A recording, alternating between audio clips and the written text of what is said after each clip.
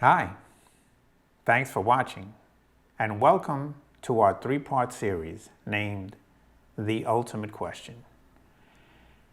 In life, there are milestone questions that we come across. Questions such as, what should I do for a living? Who will be my life partner? Where should I live? But there is one question that is above all others. It's something that should be answered as early as possible in our lives. It's basically a yes or no question, but the answer is not easy. And yet, it is something that the answer to will affect the why and how of practically everything you will do in your life. It's an answer that may be influenced by your parents, where you live, your culture. That question is, do you or do you not believe in God? Take a moment and ask yourself, do you believe or do you not believe? And why? We're going to explore three of the positions that people who don't believe in God use to justify why they don't believe. The three reasons we're going to explore are: there is no mystery about our existence. Science explains everything about the universe and life. Second one, if there is a God, why isn't He present and visible in our lives? And thirdly, how do we know there is an afterlife? So it's a three-part series. The links are below. The first one will start immediately with this episode. And we hope that you'll find it interesting and informative to either reinforce or to give you the information to make that decision, or to challenge what you presently believe. So let's begin.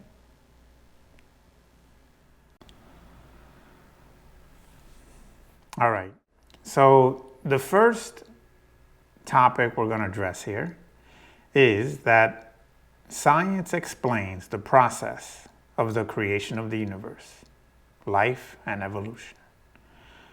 That God created the universe is just not true, and science explains all that we can see. So there's no need for this whole creation thing because science has explained it all. Well, let's take a look at that. Science serves to explain the mechanics of creation. Let's start with the creation of the universe. Now, the Big Bang theory, which is a theory, explains the creation of the universe as that at one point there was a central concentration of all matter, and that or for some reason, a spontaneous explosion happened, and that all that we see now in the universe is the expansion of all that matter as it spreads throughout the universe.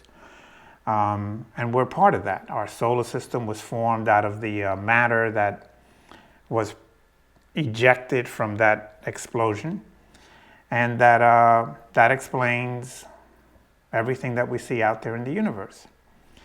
Now, the thing is that it explains the process, but it doesn't address the idea of who or what triggered it and for what purpose. Now, so in the same way the Big Bang Theory shows us the process, it can't tell us who initiated it, if anybody. It can't tell us what is the purpose of it, if any. And that's pretty much in the same category as if an archaeologist found a knife that was made out of rock. And so they dig this up and they look at it, and you can see that it has the shape of a knife, and it was made by striking something to make that shape, to give it a blade shape.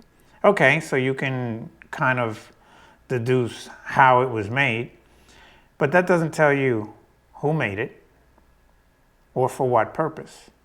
It might have been a tool for preparing food. It might have been used to make clothing. It might have been a weapon that was used by a warring tribe to kill other people. You can't determine that by just looking at the knife and saying, oh, well, this was made by hammering away and etc. You can only describe the process by which you think that knife was made. And that's kind of the same picture of creation.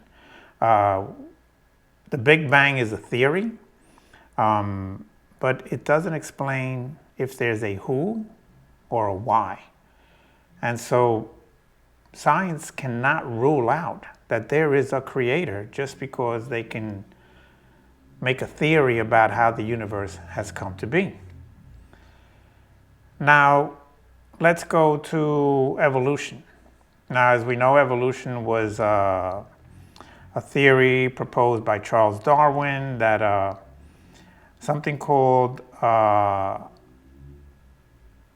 natural selection, which is where there are mutations or differences in species, inside of species, and that some are more advantageous depending on the environment that they have and the tools that they have to live with, and that the ones that are more advantageous, well, this species will survive more, and that the ones that don't have this advantage will either disappear or be a lesser part of that population.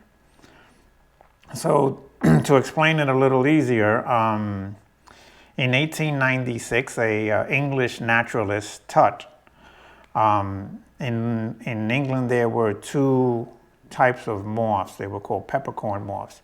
One was brown and one was gray.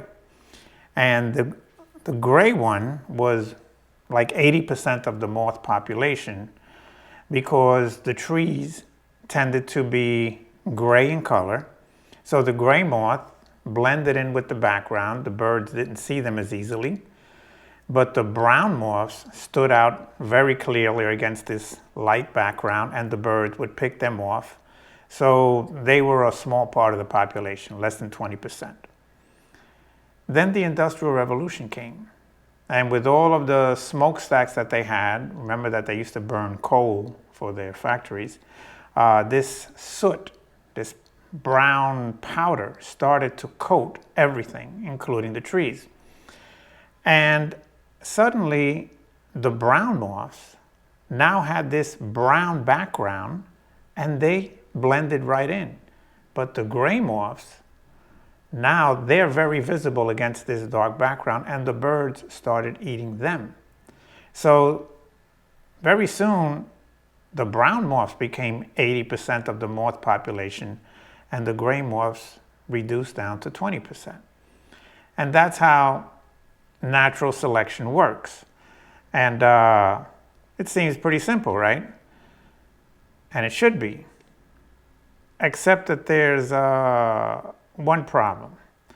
One is that the variations between animals should not be that great because certain things work, and there shouldn't be like a lot of smaller groups that don't have this advantage but that still survive, because eventually the ones that have that advantage, they should be the dominant ones, and eventually the ones who don't have that advantage should disappear.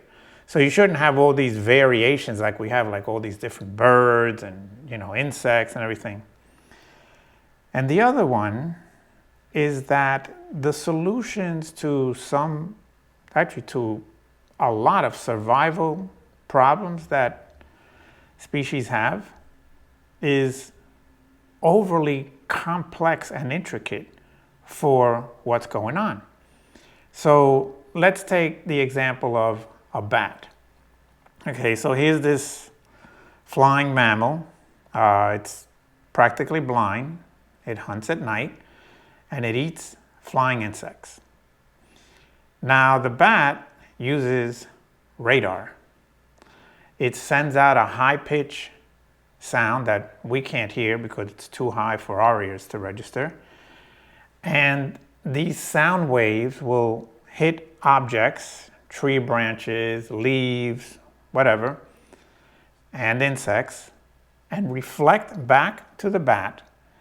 And the bat will make like a three-dimensional image of what's in front of it and be able to catch and eat flying insects, which are very light and very small, with tremendous precision, because they eat a tremendous amount of insects a night.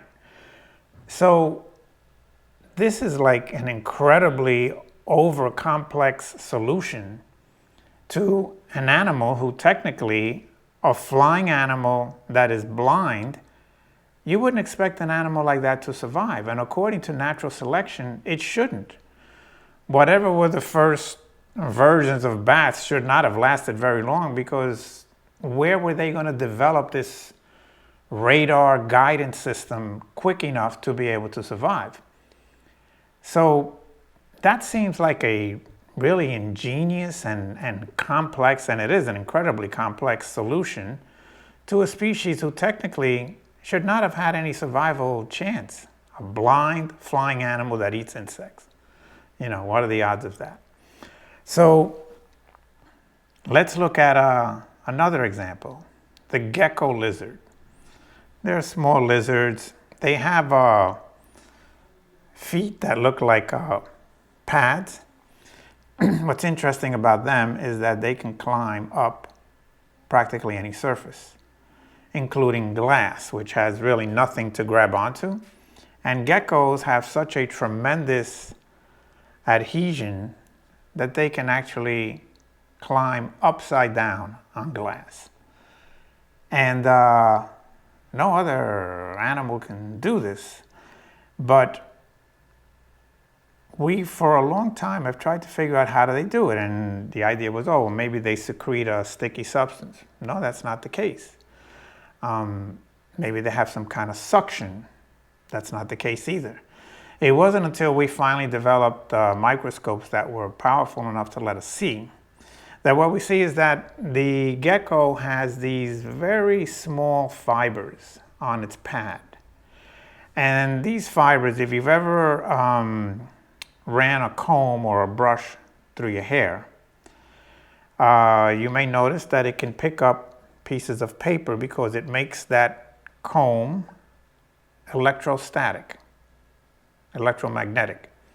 and it has a charge and it'll pick things up the way a magnet would. So what happens is that these fibers, when the gecko puts its paw on a surface at a 30-degree angle, these things generate an electrostatic charge, which is positive, and everything else is negative. Walled, everything is negative charge. So the gecko basically has a magnetic attraction, a very powerful magnetic attraction, which is calculated to be in the area, when all four paws are securely put, of about 280 pounds. And so it's incredible enough that the gecko can put its paw on something and magnetically stick to it. But then the problem would be, if you've ever used a magnet, to unstick it. Well, when that paw moves out of that 30-degree angle, which is the way its foot opens up to take another step, that magnetic charge almost completely disappears.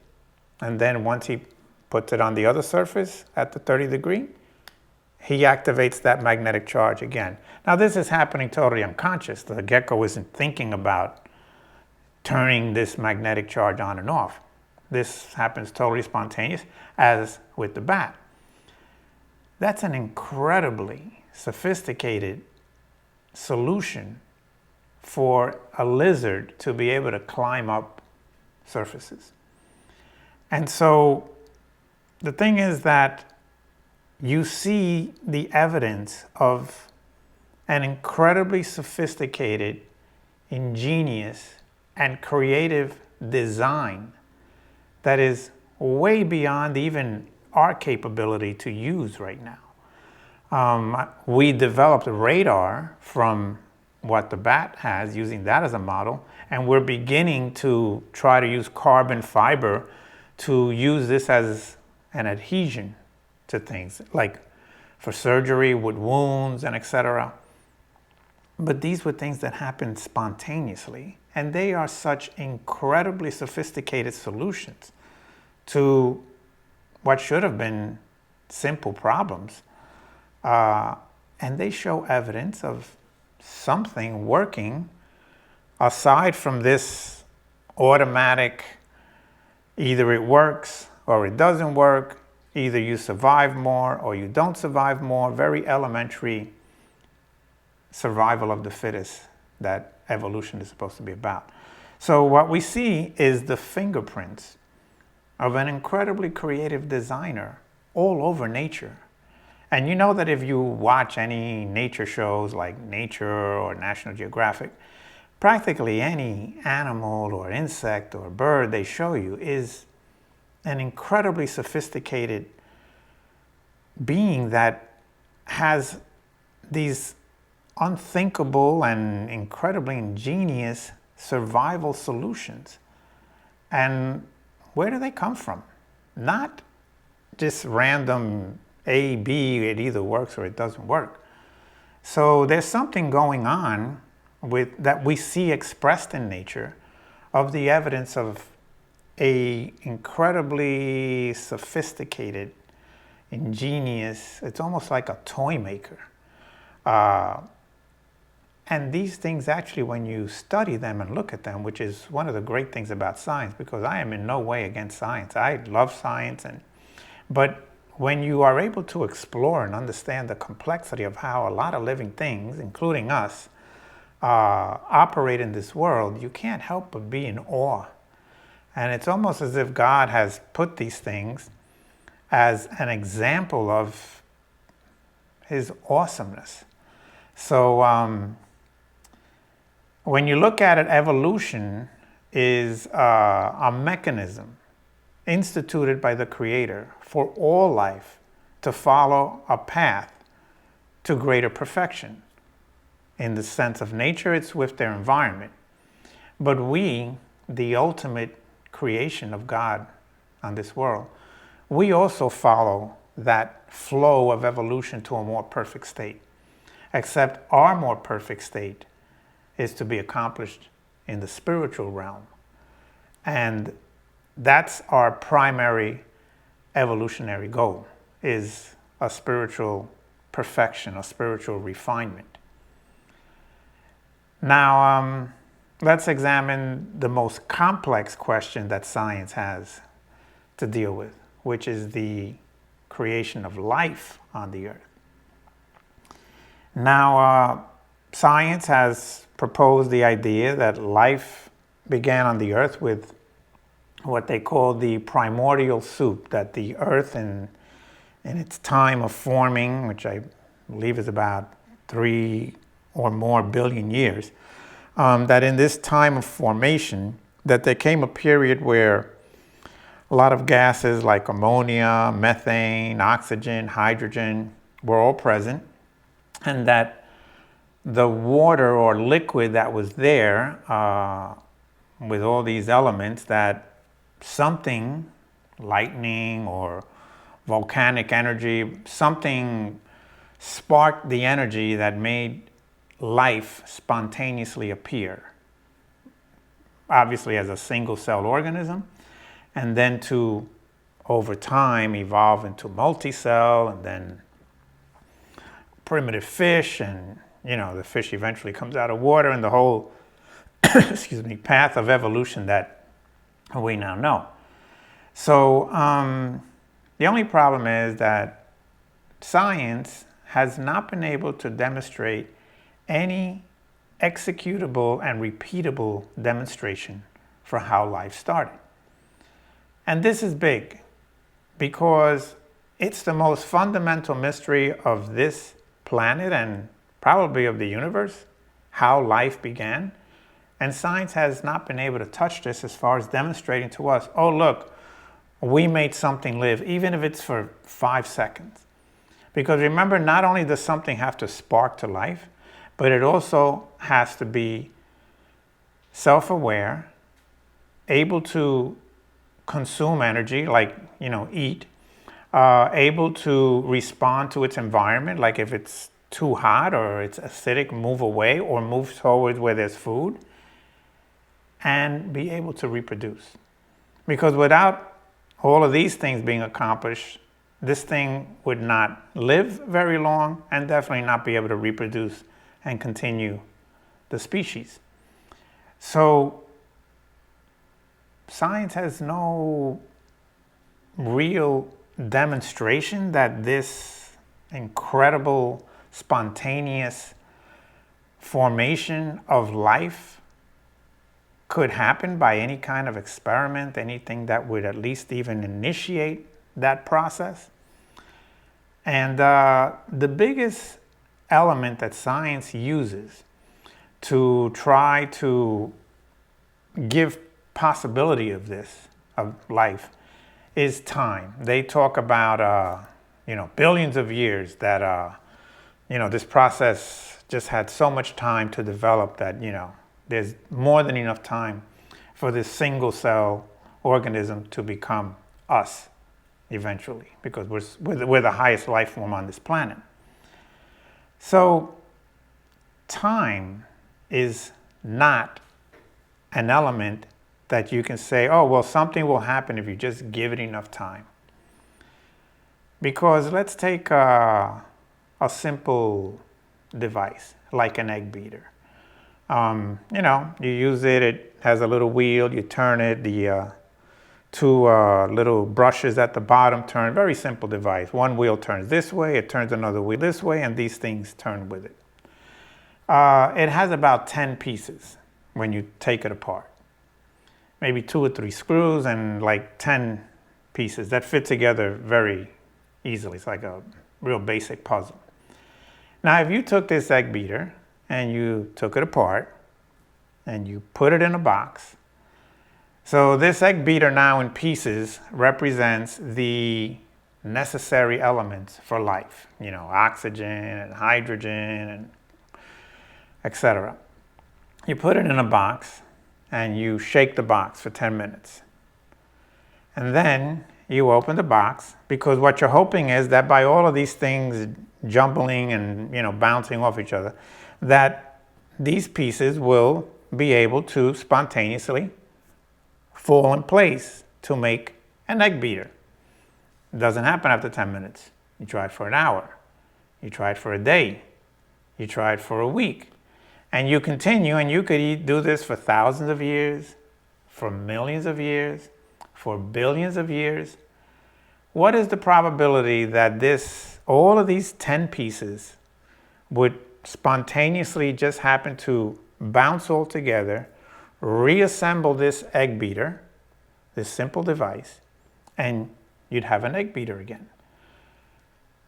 For me, it's pretty much impossible, because you would need all of these 10 pieces to spontaneously happen to hit each other at the exact angles necessary for everything to fall in place and just assemble itself spontaneously. But the X factor there is that there are 2 or 3 screws that hold the wheel on and the handle and the brushes. And for those screws to spontaneously fall into that hole and spin, because they'd have to approach that hole spinning, that's like impossible to happen. There's too much spontaneity there to happen simultaneously to say that this could happen. So this is kind of like what the proposing of life on Earth is. It's like that all of these conditions would happen to come together at the same moment, and then the spark comes to ignite life and self-consciousness and the knowledge and the ability to gravitate towards food, to gravitate away from things that are dangerous, and to be able to reproduce. That's like an incredibly tall order. So I put that on the same level as people who say, oh, well, the idea of a supreme creator is absurd. Well, I put that absurdity on the same level as that egg beater being able to assemble itself in a box spontaneously. So in the end, science has been able to map and describe a process like creation of the universe or evolution or life, which it hasn't, but that doesn't rule out that there's an initiator, an orchestrator, and more importantly, a purpose for all of this to come to be. Science cannot say 100% because we explain this, that completely eliminates that. So science serves to explain a process, but not the purpose of all that we see. So to summarize, science and God are not either or propositions. They don't cancel each other out. You don't have to choose one or the other. Science is actually the telescope by which we discover and understand God. The incredible order of the universe and the ingenuity of the nature that we see around us makes it difficult to attribute everything to just random chance and accidents and Big Bang. The complexity and awe can't help but make you wonder about a creative force behind it all, something that has a purpose for all of this, and that uses what we see to demonstrate who he is. But let's take a look at what happens when you do separate God and science and choose one or the other. Slavery has been one of the most ugliest periods of man's history. And the abolition of slavery was because of the arguments showing how if we were going to call ourselves people of faith, followers of God, believers, that we were failing in observing the brotherhood of man, that we are all his children, the commandment to love one another. We were failing in that, and we couldn't say that we believe. So king after king, country after country began to concede, if I'm going to call myself a man of faith, I can't be a part of this. I can't allow this to happen. Even in our own country, Abraham Lincoln, if you read some of his speeches against slavery, very Bible-based as to his reasons why we cannot allow this to exist, and at the same time say, in God we trust. But after slavery was legally abolished, the racism and oppression that continued and still exists was based largely on the arguments of science and evolution, saying that certain people of color, were inferior, lower on the evolutionary scale, closer to the animal side than to the divine, evolved human, and using these arguments to then justify the oppression, denying them the same rights, justice, and opportunities for happiness. That's what pure science leads us to. Happened with Nazi Germany, with the master race, and there have been other examples. So when you separate science and God, this is the monster that you leave yourself vulnerable to. We have ethical challenges in our near future. When we start genetically perfecting people, which of course will have to be wealthy people because this will be very expensive technology, how is the world going to divide itself? So there are a lot of medical and scientific ethical questions and challenges we have ahead. If we remove God from the picture, then we're at the mercy of these choices. Science is to excite us about God, to enthuse us about God, not to erase him. Well, part 2 and 3 are waiting for you. Whenever you're ready, remember, the links are below. Thanks for watching. God bless, and have a good day.